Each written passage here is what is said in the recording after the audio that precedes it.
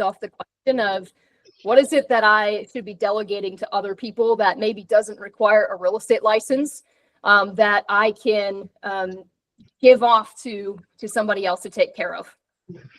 Awesome. And we talked about this is in the MREA book, there's a triangle in there that Gary starts out with. And it's, do you guys remember what it is? What's on the bottom? Leads, and then leverage, listings, and then leverage. So what one of the things that you mentioned is, hey, anything a non-licensed person can do, but oftentimes people jump at leverage too soon, right? Because that's why we start with that foundation. What do you see is leverage showing up in the brand new agent's business?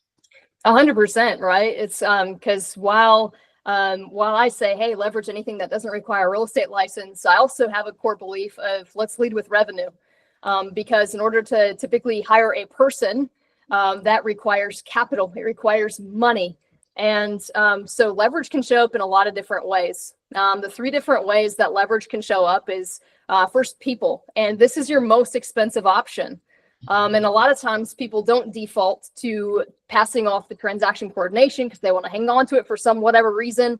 And yet that is the most economical way to keep your net profit the highest is if you do leverage those pieces. So leverage can show up in 3 different ways. It can show up in people.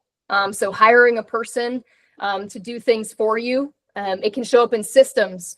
So if you are a newer agent or just getting ramped up and you don't have the budget to be hiring somebody, ask yourself the question, what system can I implement that will make my business easier? Because when we have systems in place and everybody's having the same client experience, the business becomes easier because you're following certain systems in place.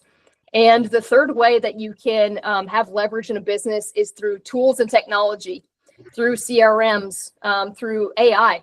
Like AI is a massive leverage resource. And I know Dan has mentioned that y'all are going to be having an AI summit. And yet that's a huge form of leverage that I'd be tapping into if you currently are not already. So Dan, that's the 3 ways. It's people, systems, or tools or technology. That's the way that we can get leverage in our business. Awesome. Cool. I thought with Kim's experience, adding to this conversation would be such a plus. I'm now going to pivot in, and Kim, if you've got questions or follow-up questions that you want to ask our panelists or thoughts as well, I'll bring it to you as well. So first off, let's just go down the line here quickly, introduce yourself, and tell us about your business. Okay, my name is Lori Darrow. I run a team called First Impressions Group here at Keller Williams. I've been at Keller Williams since the beginning of my career. And I am now going through a period. So first it was growing, and then it was stabilizing, and now I'm simplifying because I'm going to be 65 in about a month. Wow, great. I'm looking towards a semi-retirement. I mean, everybody knows those of us in real estate probably never really can retire because our personalities are not built that way. So I've got some different stages. Kind of like a legacy plan. Yeah, that's what we're. Yeah. I'm Erin B. Thompson with the BMC team here at KW. I've been here since 2012, 13 years, and the Murphy team was founded in 2010. We've got 4 agents, in addition to Peter and I, the co-founders. We have a full-time administrative assistant / marketing / does it all, and then a TC on contract. And we do new construction, land, and resale. Yes. I go back, I did share about it. So since I started my team, I've always my team of people who are way better and smarter and more talented than me. And then they've often gone on to be solo agents, which I'm always very proud of them and happy for them to do that. Right now, I've got Brittany on my team. Again, bring people on who do things better than you can, or things that you're not able to do very well, and that's their talent. So she brings quite a few talents to the table. And then we also have a transaction coordinator that's been on our team for years. She's an agent, but she found out that her skills and talents were more desirable to be on the backside and do the transaction coordinating. So, and then I have a marketing person who does staging. So I've downsized a little bit, but I still have a support group. So last thing on is Sarah's been on our team for 12 years since our founding. And we pride ourselves, we've had revolving door with other agents, and they're great, or they've moved on to different things. But we have a creative compensation plan that rewards and scales to production. So there's no special arrangements, there's no, legacy, and you don't have to graduate it. So we let people do buy and sell, and I'd be happy to share. So that's a win-win. And we want people to be able to build a really big business. Last thing I want is someone who's really talented to plan the next, we have to start over. So we found a structure that's been a win-win. Matt Dubas with Dubas Property Group. In the industry and various different parts for the last 20 years. I've been running my team for about the last 7 years. So we've definitely utilized leverage to, grow our team and attract agents and retain agents. So How long have you had your team? Did you say? 7 years, maybe 8 years. We have a full-time assistant, right? Yeah. And producing agents. Oh, no, we had like 5 producing agents. Oh, really?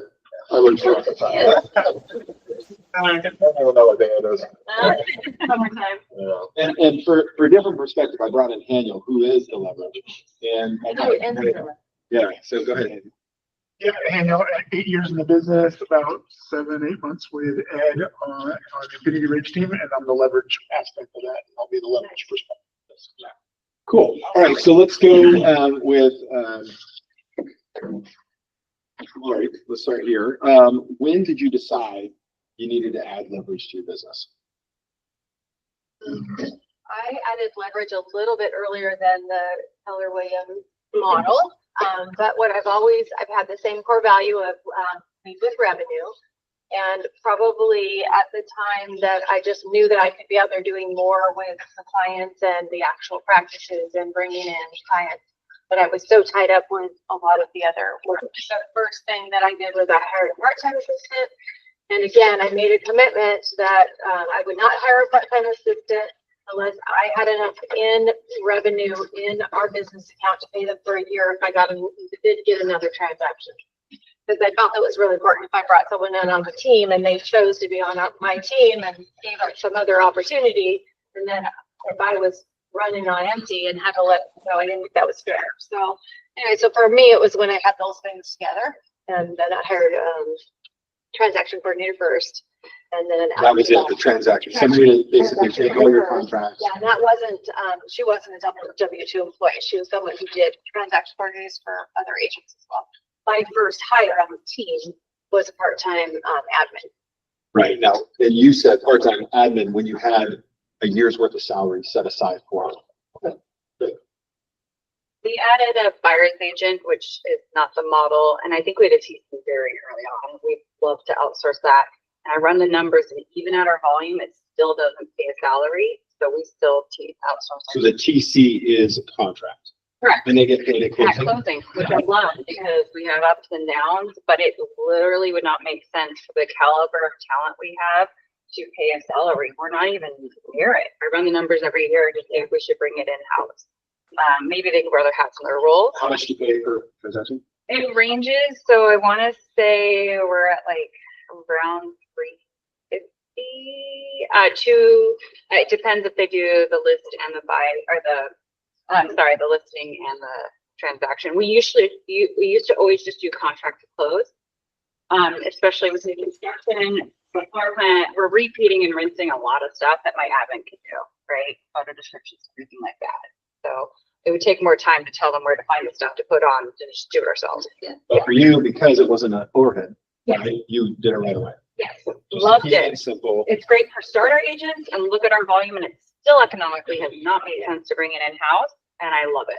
I absolutely love it. Yeah. Same question. When did you first decide to use leverage?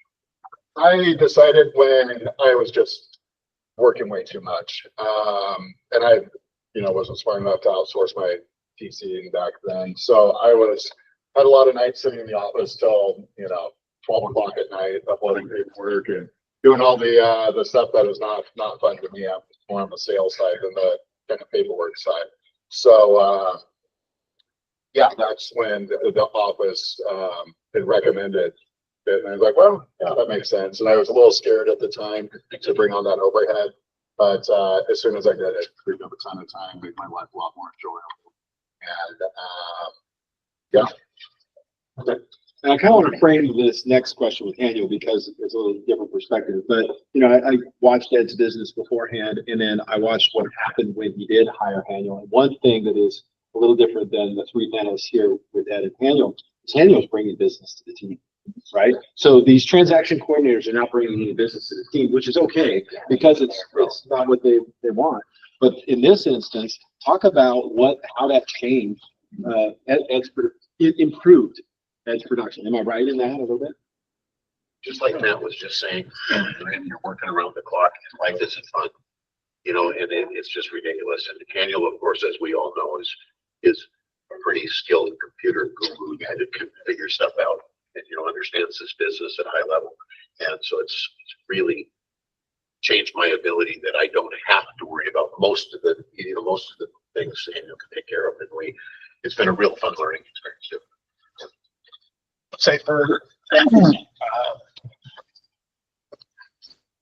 like the transition for me was people that don't know me prior to this. It's the MCTT, ran my own team, was doing like for a second did transaction coordinating. Like I had my hand in all these different pots, and so to really like settle that and then go directly into that admin role, I bring business to the team just because that's where my business was prior. So. But that was one of the big things was like, I'm gonna not do as many of these side projects and really like focus on being an admin and focus on really like, you know, building out Infinity Ridge with Ed and kind of really.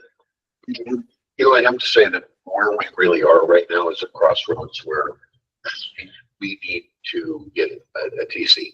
And I'd love to know too, you know, who you're using, whether it's a company or somebody that, you know, but I will share with you that we really could use that right now because we're in a place where still that TC work is filling up Daniel's plate, and we have bigger fish to fry collectively. You know? Well, yeah, and I would just say this, and Aaron, I know you're going to say something, but I would say that a TC mind and a marketing and sales mind are very different. Very different. So it can be like the unicorn that you find, or they can do both. But I haven't really found one. I worked with one that was very tough. What were you going to say? I was going to add, it wasn't until someone said, you know, an admin on your team should actually typically pay for themselves. And that was a light bulb moment. I always just thought money out, costs, and you do want to be stable. So I just want to encourage people. We do a magnet mailer of baseball in the spring and football in the fall. They do it. They give it to their people. They have those conversations.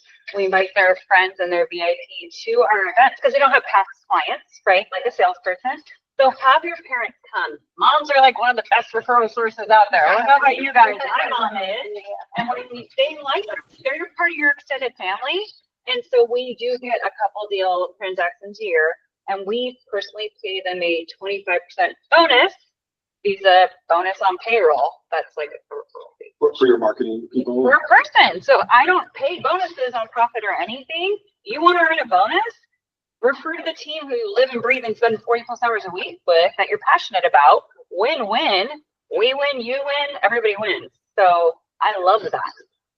Awesome. But then we support them with the marketing or, you know, just stuff to help them stay in touch. So let's go starting with Daniel. What tasks did you take off Ed's list in order to help him become more productive? EC, email, marketing. He's really, really good at like writing content. So he does the content, but I'll get everything started. So like I'll create the Canva flyer and then it allows him to just pop into it. Typically I'll start the outlines of anything like letters to clients, any of that kind of stuff. And then he pops in and, you know, tweaks it and then sends it. So it's kind of like it gets done a little bit faster than any like printing or organizing the digital files. I take care of all that too. And then closing the files. I don't know, fill in the blank.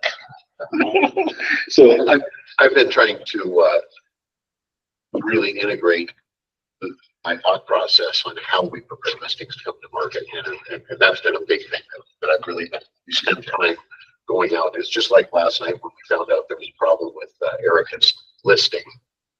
I turn my evening around and Daniel and I both went out there and spent an hour with her because I think there's a real recipe to being a good broker.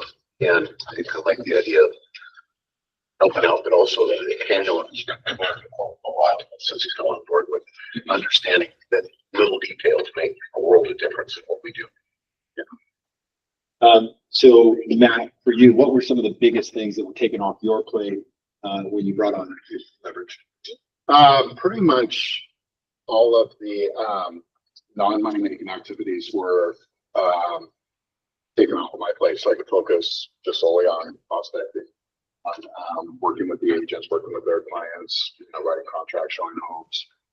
Essentially, I mean, even like, my email, I just gives me a headache every time I have to go and sit through a bunch of emails. So I mean, even like my email account, like download this, go in a star or whatever for the emails are handled right now. So just a lot of that, not just time, but kind of mental energy and stuff that was, big amount of time. Yeah, you can delegate an inbox to where an assistant can go in there and act as you, and it'll even say it's coming from so-and-so on behalf of so-and-so. And I would say that's like a huge time saver is sifting through email. Yeah. To me, that would probably be number one. And it's not a perfect science, but it's nice that Daniel is the first guy interfacing on those emails. I don't want to look at my email if I don't have to. I do. Yeah, but if you have an email in there that says, hey, we're thinking about listing our house, our big one, this is. Even at TC, Ada's CC'd on everything and they'll ask for a copy of the warranty and she has that, it's on the listing.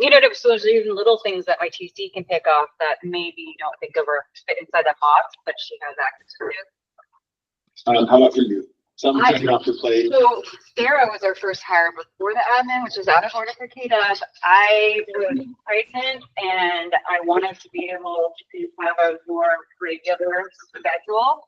So peeling off fire showings, evenings, weekends, creatiness. I'm just a person, a creature of habit. I work hard, but I like the Monday through Friday and then as needed. So anyway, getting that fire agent freed up time for me, and it was a win-win. She had children at home, and I do it because she was doing afternoons. So it worked for her to be a stay-at-home mom and vice versa. So just that fire side is more time. I could keep listings and keep running the show and have a better work-life balance right off the bat.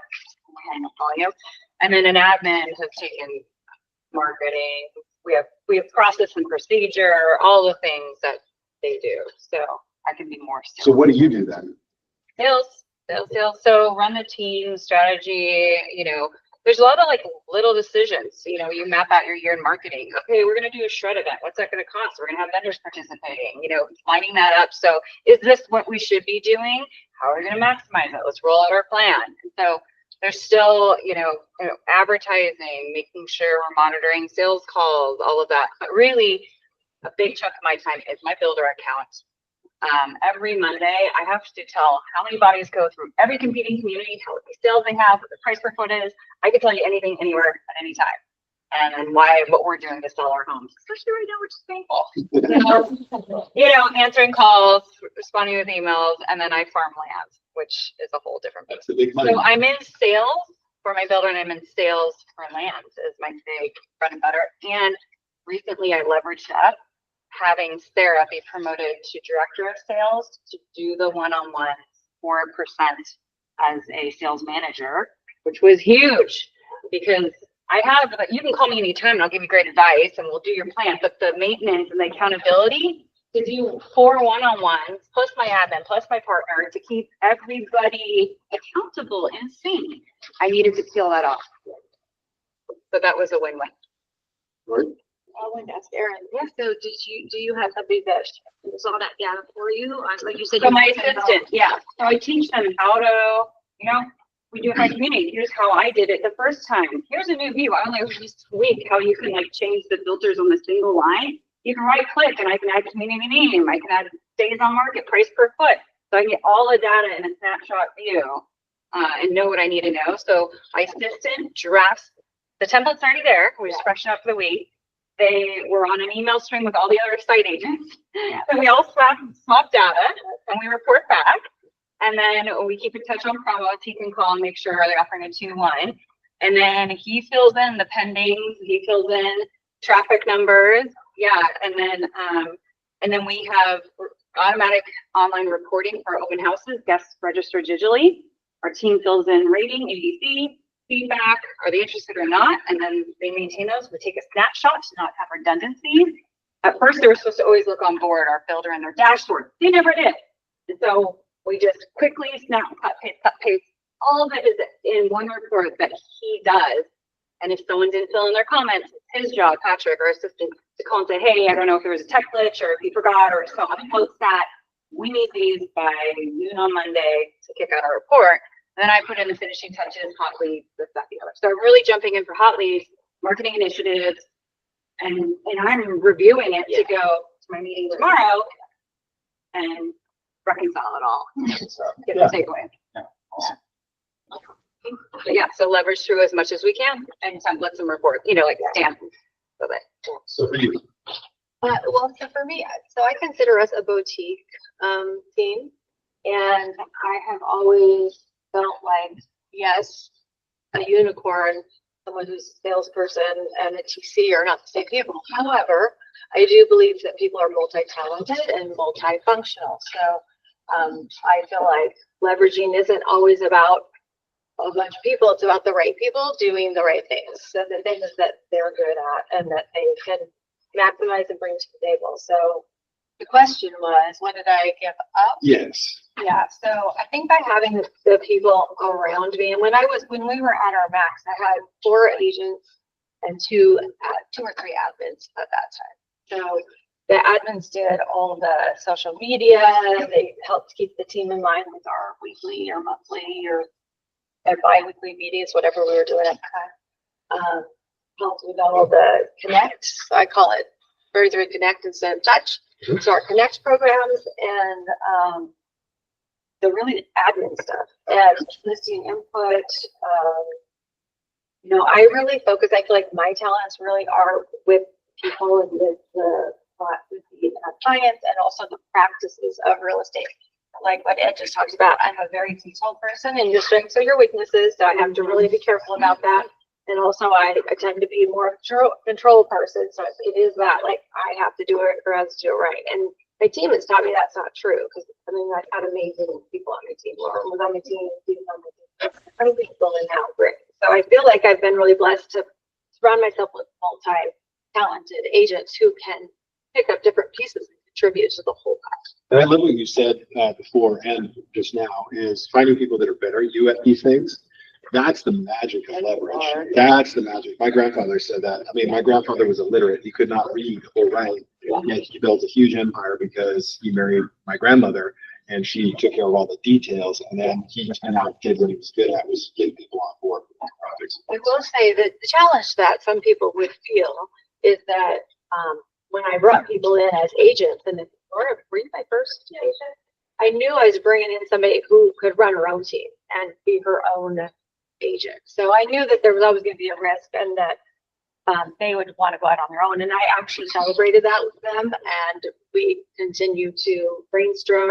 I learned so much from the agents on my team as much as they learned from me. So it's a little different setup, I guess. That's right. I think it's how you want it to be, right? That's it's building your business with your creativity.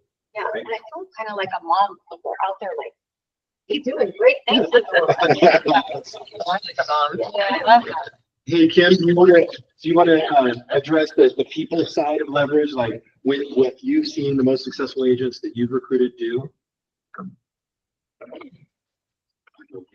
you go. Dan, I didn't fully hear the first part of that question. What did you ask? It was what they gave up. So what these agents gave up when they first brought in leverage. So what have you, as you were listening to them kind of talk, what went through your mind there? Yeah, so a few things that I just wanted to write down that just were thoughts that came up is one of my first mentors said, sometimes you have to give up in order to go up. And so it's asking yourself the question, what do I need to give up so I can go up and grow up into the next level of business and next level of success? Dan, that looks different for everybody because we all have different things that we perceive as our strong suits, things that we enjoy doing. And so what I always challenge people to do is, because it looks different for everybody, is if you feel like you're at full capacity, what I would encourage you to do is to first download all the things that you have going on your calendar and your brain into one place. So that might look like you tracking your time every 15 minutes for 2 weeks and really identifying and seeing what is it that you're spending your time doing. And once you've downloaded all those things that you should be, that you're currently doing, the next question to ask yourself is what can I give myself permission to delay? Out of these lists and all the important things that I have going on, what can I delay and push off? The next question is delegate. What can I delegate from this list of things that I have going on? A lot of times it's being very clear on what your dollar per hour worth is and working to leverage anything that's below that. I know that the most successful agents, $300, $400, $500 per hour, and we are doing $10, $15, $20 an hour tasks. Yeah. Not because not because you want to control them, but just because we just don't think about it, right? Because a lot of times we have the mindset of, well, if I just do it, I'm going to get it done faster and better than anybody else. And that's one of the limiting beliefs that holds a lot of people back from getting leverage. The next piece is that I want to add, and I know that one of the ladies mentioned she had a year of their income in the bank account before she kind of gave herself the permission. And while I agree, what I would add is when we're hiring people, the mindset I would encourage you to have is we are hiring them for 30 days at a time. Yeah. And we're hiring them for 30 days at a time because if they aren't getting the return on investment, if they're not helping you go out and stay focused on your most important activities and doubling and tripling your production, then they may not be the right fit. And so I love security, right? Because I don't want to bring somebody on and have to let somebody go because we're dealing with people's lives, right? And so the way we do that is by, number one, slowing down the hiring process and not hiring out of pain, making sure that you're getting the right person, not just a person to fill the seat. Sorry, Dan, I just went off on a whole tangent, but It's so good. Yeah. That was actually great. yeah. You were in the middle of a thought. You want to finish it? Yeah, I mean, so it's just like it's hiring the right person and not hiring out of pain, which I see happen so often. Like we can get so excited about a person that we forget about the process. And I've seen that go wrong so many times. So as you're thinking about hiring leverage, really be clear on your dollar per hour and really see what are the solutions to leverage anything else that's below. But then the approach of it, just make sure that you're not running into it too fast before you have a strategic plan behind it. And as somebody who's failed tremendously at the career visioning process, I've done it a lot. I've been doing a lot lately too. And what I would recommend for everybody here, whether you plan on hiring or not, we have career visioning coming up. I believe it's the end of September or October. I can't remember. But don't wait until you really need to get to understand the career visioning process. That's how you interview and get to know people to see if they'd be a good fit. So that's just a plug for that coming up. For everybody. You don't have to run a team to go to career visioning. It's just a great place to get freshened up on a tool that is provided for you here to help you understand who you're getting into business with. Because I'm pretty sure you guys went through this career visioning. Yeah, and just to her point is, I think it's really important to hire the right person too. I see a lot of agents hire out of pain, or they hire someone because it's their friend or whatever, and then they spend their time with him, and then they end up having to let them go, and the relationship's gone, and productivity's gone, and you're starting all over again. So every time I did hire an assistant, I hired the right assistant, and I used the process. So trust the KPA, trust the process, go through it. It took a lot of time to find that right person, and every one of the admins that I had left because they moved out of state. So I didn't hire a bad admin, but I was very, very careful. I came out of the corporate world, human resources side of it, and so I was very careful in who I hired. Okay, I've got two more questions I want to hit, so you can kind of go there. The second, this one might be quick, is what system of leverage, right? We talked about people leverage, but what systems of leverage have you incorporated over the years in your business? Well, of course, Keller Williams, I think one of the biggest systems of leverage that I've seen over all the years that people don't do is plugging into Market Center and everything that's here. Because even if you're whether you're a team or a solar agent, we're all a team as well. So that's always kind of been. I'm eager to see that. That is Well, that's been true though, and I've watched that, and I've seen that, you know, the people that do plug in and are part of it are the ones that are out there growing and learning and, having success. education, yeah. Yeah, so I think leveraging it first when you're getting started is leverage things that are available. I think in any industry and especially real estate, there's always bright, shiny things that come in to support the market. So no matter what it is, whether, you know, when people are flipping homes, all of a sudden there's all these seminars and books on how you flip homes, and people spend their money on all this stuff to try to do it better. I think in real estate, we're always getting calls about, I can help you get leads. And so I always call those things bright, shiny things. So beware of all the bright, shiny things. And where did I start with that? So yeah, beware of bright, shiny things, lead with revenue. Use the things that are around you already that Keller Williams provides. I think Keller Williams is the best place for any agent to start their career. I mean, if they choose to go somewhere after that, you're not going to get better start than what we do here at Keller Williams. So I think that is probably the first thing. And then of course we use Transaction Desk and leverage things that are in there. And Brian's awesome. We have the best designated broker. So again, leveraging those things in the office. And then Canva, we use Canva. Just one. Good. Oh, okay, well, okay. And our transaction coordinator has their whole business stuff. Okay.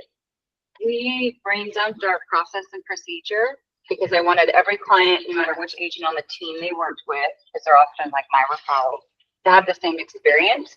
And then whether we use technology to implement it, so that every time we do the same thing and we have the same choice, and then utilizing Command for our CRM. So that's a system and that's a technology tool to do our 36 touch program or whatever.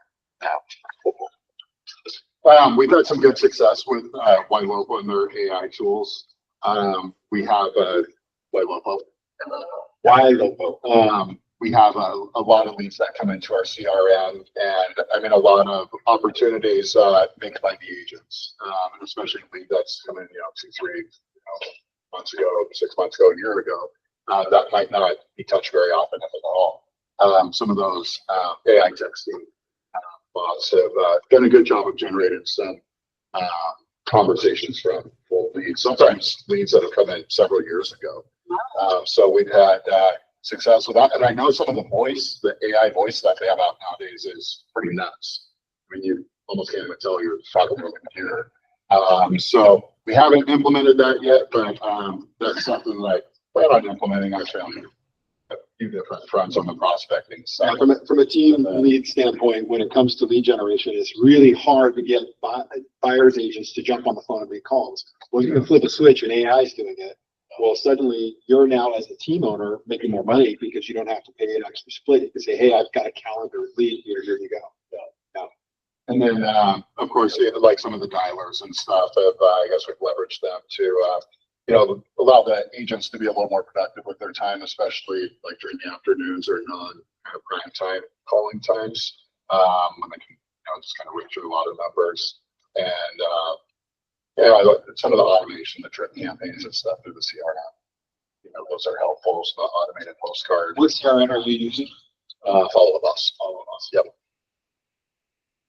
Hang on. So obviously we use Command. But I'll say there's 2 pieces of technology that since joining up with it, I really have found extremely useful. Is we use Trello, and Keller Williams has API Nation. And so you can integrate quite a bit using that. You can integrate to a lot of different things using API Nation. They're great. You can get on a phone call with them and they can kind of walk you through like how to integrate different things. But Trello is one of our key things that we use for tracking.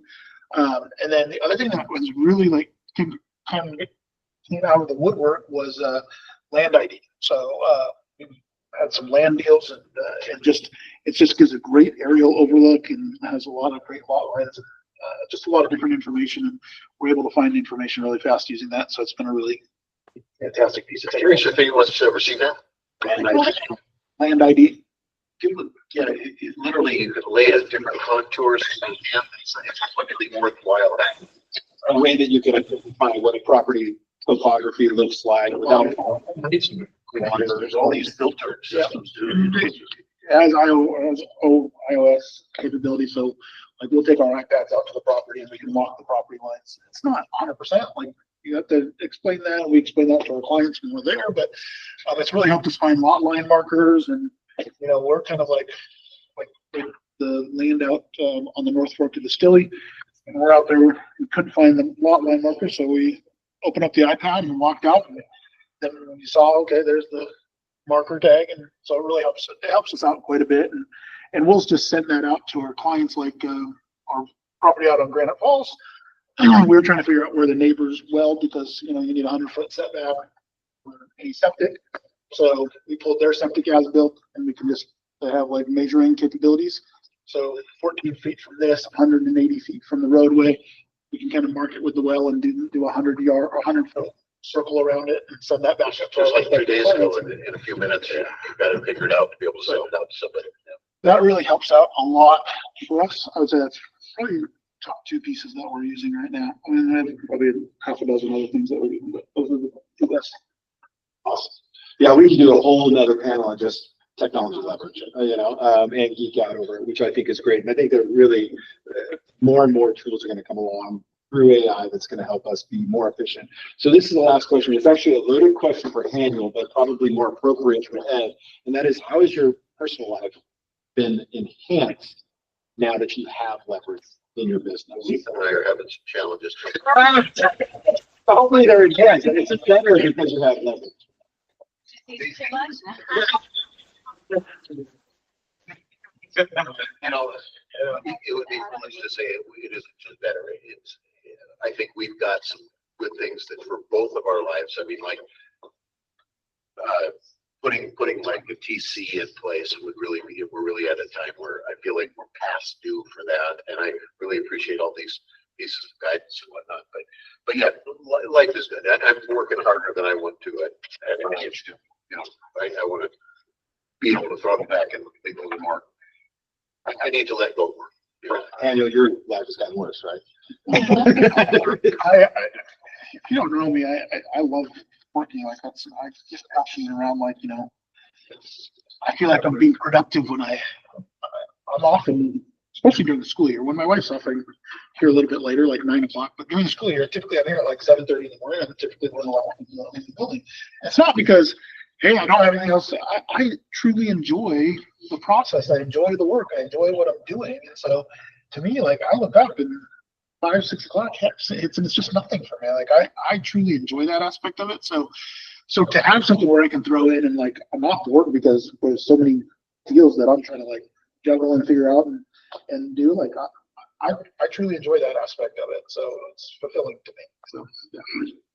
Matt, how about for you? I would say I also enjoy the probably just kind of having more minds, I guess, talking and discussing ideas and kind of like the, you know, the masterminding, I guess, and helping stuff run smoother, come up with solutions for issues. So I enjoy that, and yeah, obviously the free time and just being able to delegate duties to someone else, stuff that I usually don't like to do that they enjoy doing. So yeah, and also it frees up a lot of time for me to spend time with the agents. And one thing about having a team is like salespeople are chatty kind of people. They're just like, it's just like, so when I call an agent for, it should be a 30-second conversation, it's usually a 10 or 15 minute, just BS catching up, seeing what's going on with them. It's like, a little bit of like, oh, they're having a tough day or a good day, celebrating victories with them, or helping them through tough times, or, seeing or losing a client or something like that. So frees up a lot of time and those conversations could, hours, not to be not, but take up hours and hours of your day. Just, so frees up a lot of time to spend more time with the agents and such. So. For me, having a team, my KPA said that I'm not highly matched to a rainmaker, but the reason and the asterisk is I guess I like to have a sounding board and buy-in. So that was what it was. And weirdly enough, I've always had a co-rainmaker, Peter, and we've been partners for 15 years. A year longer than I've been married. So he is my work husband, but it has served us well. At times I want to murder him, just like in any marriage. But, so that, I think I've reached higher levels than I could have before. I like having a sounding board. You might have blind spots you're not aware of, and as the stakes in your business get bigger, that blind spot could kill you, you know? So I really have loved that. Work-life balance. I love being able to vacation. Peter and I do take turns. So because I have a partner, I can go to Europe for 2 weeks. I still might check in and manage stuff that can't be handed off, but that's huge for me. So most of the time I can unplug, or I'm only doing maintenance. I'm not working at all. And I do several vacations a year. And then the last thing, just having that family, they are part of your family.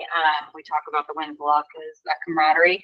They do feel like my children, not to sound condescending, but when they're winning, I want the biggest and best, whether it's on my team, outside my team. If I find out they're not a fit or this and that, I do not ever want to hold back. It has to be a win-win. I rerun the numbers.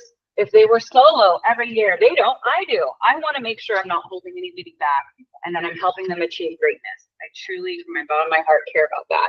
That's win-win. But when they struggle, I lose sleep over that. That is the one downside, is that I don't have direct control, right? I can control my actions, but I have less direct control of the outcome of their business. There's a level of responsibility. Yeah, absolutely. That's what I'm saying. But I care about them like family. And so I don't like this struggle. That's all. A little loss of sleep. Yeah, I agree with all of that. I love that, because what you did is identified your strengths and then brought in what you needed to even make you be. Yeah. Better. Yeah, so that's awesome. I guess it's, whether you're building a large enterprise or you want to be a boutique or you're a solo agent, I think what's important is that leveraging supports your vision. And I think that it's also very important that your business supports your life and doesn't consume it. So finding that balance, and, again, I have a very full life. Dawn and I have 3 grown daughters and 3 sons-in-laws and 9 grandchildren. And we made a goal when I first started real estate, we were going to have another boating chapter.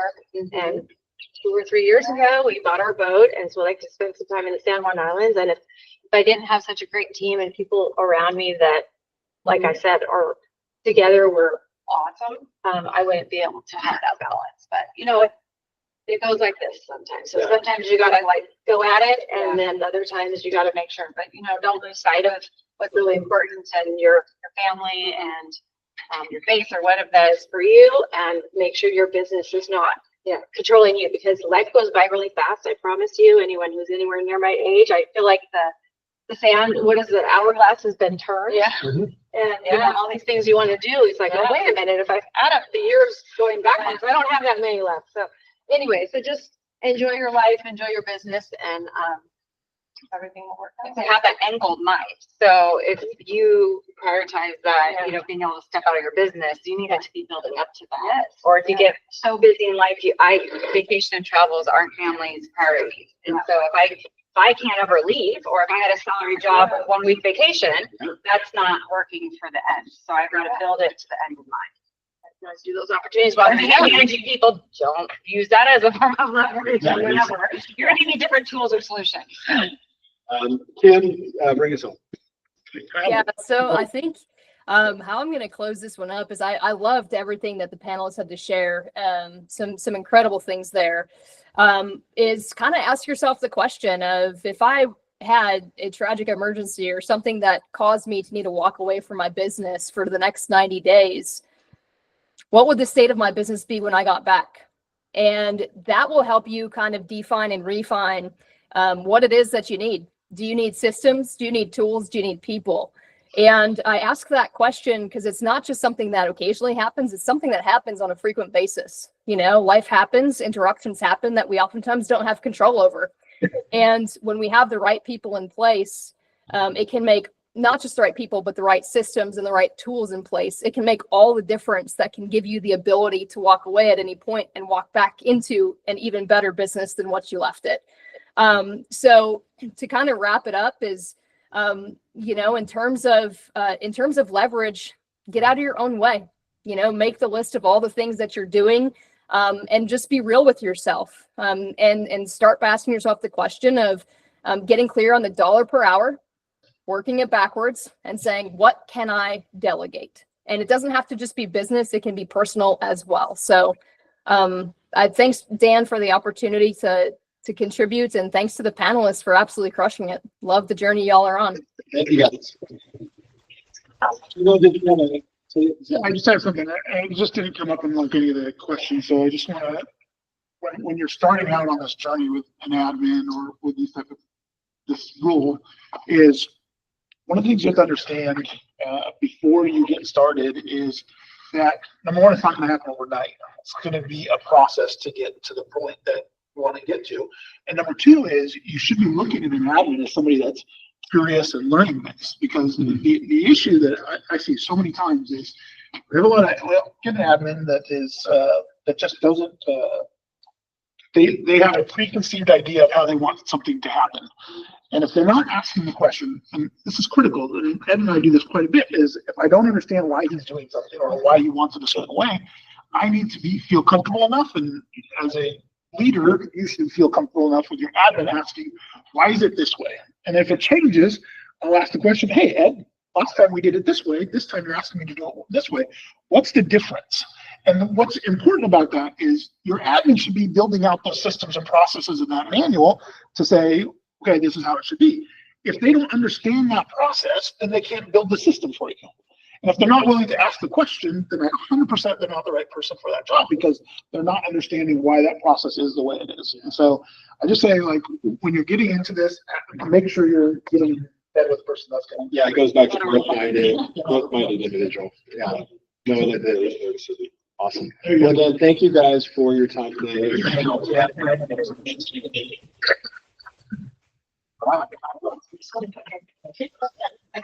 have to look at anything, so I didn't have to wear your. I think we've had. Yeah, I wrote. And elaborate. That's not fun. So guys, fish off your boat or just for you? Yeah, I know it's fun. But we have, so we can. I go over.